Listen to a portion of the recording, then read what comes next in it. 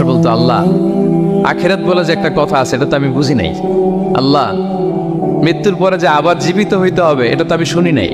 আল্লাহ এই পৃথিবীতে আমি কি কি করেছি তার পাই টু পাই তোমার সুপ্রিম কোর্টের কাঠগড়ায় দাঁড়িয়ে যে বিচারের সম্মুখীন হতে হবে কেউ তো আমার কোনোদিন বলে নাই। এজন্য আল্লাহ বলেন আমি পৃথিবীতে রাসূল পাঠিয়েছি যাতে করে মানুষের কোনো এক্সকিউজ না থাকে। আচ্ছা বলেন তো এখন কি কেউ আল্লাহরে বলতে পারবে আল্লাহ বিচার যে হবে এটা তো আমি জানি না।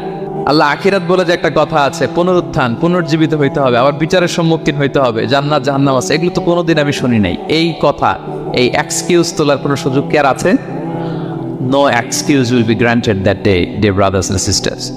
সেদিন কোনো এক্সকিউজ আল্লাহ তাআলা গ্রহণ করবেন না, কারণ আল্লাহ তাআলা রাসূলদেরকে প্রেরণ করেছেন, তারা আমাদেরকে বিস্তর বর্ণনা করে জানিয়ে গিয়েছে। এবং কেন রাসূলদেরকে প্রেরণ করেছেন? আল্লাহ বলেন যে দুইটা প্রাইম রেসপন্সিবিলিটি দিয়ে আমি রাসূলদেরকে প্রেরণ করেছি। এক নম্বর মুবাশশিরিন, তারা সুসংবাদদাতা, তারা আমাদেরকে জানিয়েছে এই পৃথিবীতে যদি আমরা ভালো কাজ করি, এক আল্লাহর ইবাদত করি, কারো হক নষ্ট না করি, তাহলে আমরা জান্নাতে যেতে পারবো।